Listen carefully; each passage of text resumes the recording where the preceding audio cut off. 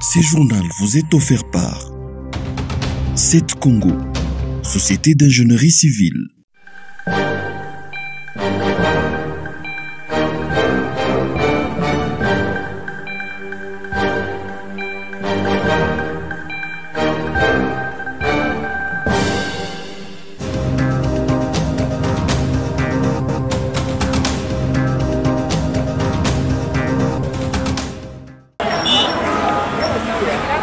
Le Parti du peuple pour la reconstruction et la démocratie a installé ce samedi ses nouvelles cellules de base. Ce sont 10 nouvelles cellules qui entrent en activité en ces jours.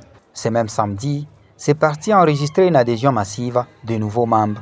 Cette activité s'est déroulée au siège fédéral de Lubumbashi. C'est le secrétaire exécutif provincial qui a présidé cette cérémonie. Jules Mpanga était entouré par plusieurs cadres du parti. Les participants sont venus de Lubumbashi, Kasumbalesa, Kasenga, Kipushi et d'ailleurs. Dans son mot d'ouverture, M. Abdoul Moulamba a remercié les participants et les nouveaux adhérents pour leur présence à cette cérémonie.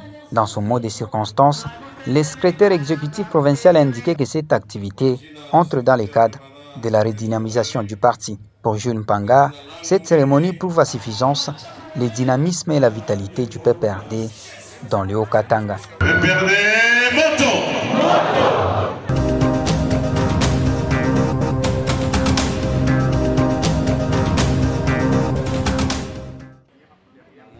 La division des affaires politiques de la MONUSCO continue avec sa série de tables rondes destinées à maintenir ou rétablir la cohésion et le vivre ensemble communautaire. C'est dans ce cadre que le bureau des affaires politiques de l'ex-Katanga a organisé ce samedi dans la cité de Kipushi une table ronde qui a réuni plusieurs parties prenantes de la société. Le représentant des ONG, de la société civile, des partis politiques, des confessions religieuses, des associations socio-culturelles, des ligues des jeunes ainsi que des familles régnantes de la chefferie de Kaponda. Les thèmes utilisés à Kipushi comme dans d'autres villes est résolution pacifique des conflits post-électoraux, tenue des médiations locales et dialogue communautaire pour une cohésion sociale et une cohabitation pacifique dans le Haut-Katanga. Réunis en atelier, les participants ont identifié les sources des conflits entre communautés. Ils ont proposé des pistes de solutions.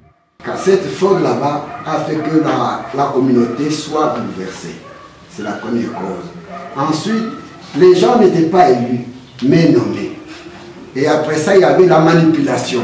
Parmi les causes profondes des tensions intercommunautaires, nous avons eu des candidats qui se sont choisis dans leur propre famille uniquement, que ce soit les premiers suppléants ou les deuxièmes suppléants.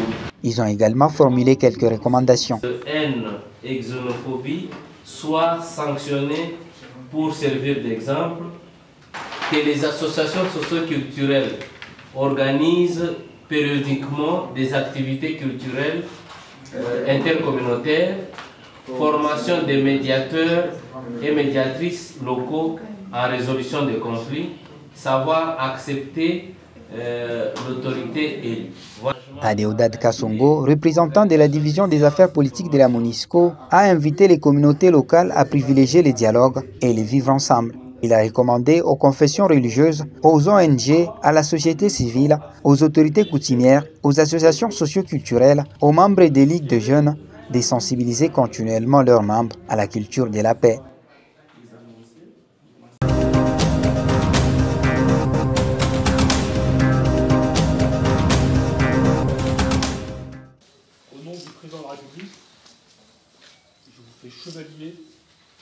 Le sculpteur Freddy Tsimba a reçu ce mercredi la médaille des chevaliers des arts et des lettres. C'est l'ambassadeur français qui lui a remis cette distinction au nom de la France. Ce pays reconnaît ainsi l'engagement de cet artiste pour les arts, comme le dit l'ambassadeur Bruno Aubert. Freddy, son travail, en quoi il s'impose à nous. Il y a quelques mots qui s'imposent. Il y a les femmes, le métal, la récupération, la vie, la guerre.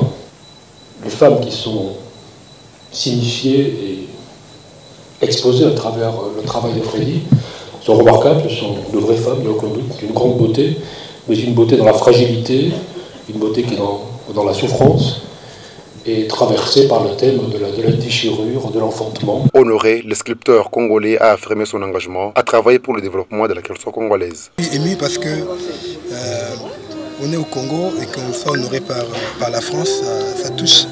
Donc c'est sincère.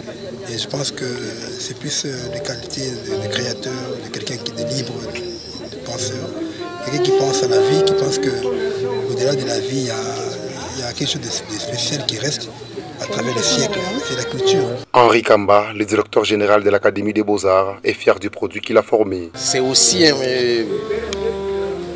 une opportunité pour nous, en fait, qui formons les artistes, et dont Freddy est ambassadeur, d'avoir de visibilité, donc et en même temps, comment ne pas être heureux de voir que le travail accompli par le personnel académique et scientifique de l'Académie des Beaux-Arts est reconnu à travers les artistes. Le travail de cet artiste plasticien s'inspire de l'environnement congolais.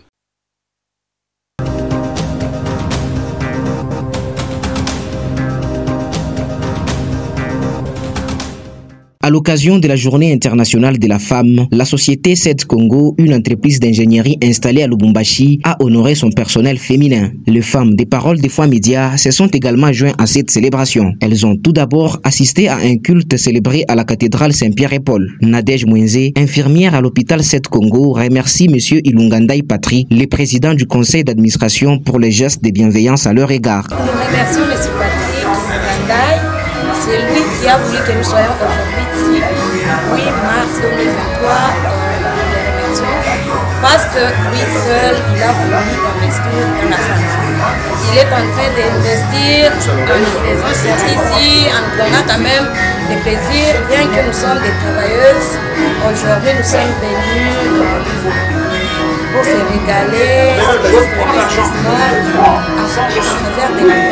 Betty Lubanga, journaliste à Parole des Foi Médias, demande au gouvernement de trouver des solutions urgentes pour l'épanouissement des femmes vivant à l'est du pays. À l'occasion de cette journée du 8 mars, nous compatissons avec les femmes de l'Est. Elles sont en train de souffrir. Investir en faveur de la femme. Comment investir dans cette femme-là qui chaque jour est violée, qui chaque jour voit son fils tué, qui chaque jour voit son frère tué également. C'est dans une ambiance familiale que s'est clôturée cette journée des femmes de SED Congo et des Paroles des Foi Médias.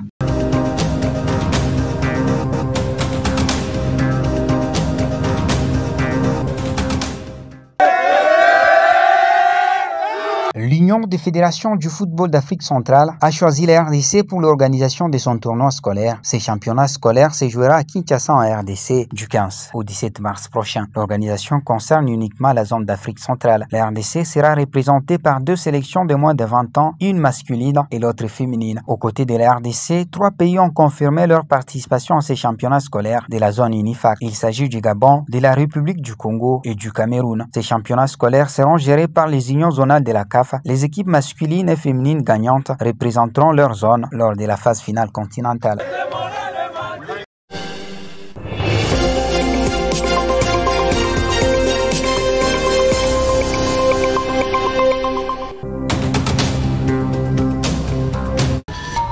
Ce journal vous est offert par SED Congo, Société d'ingénierie civile.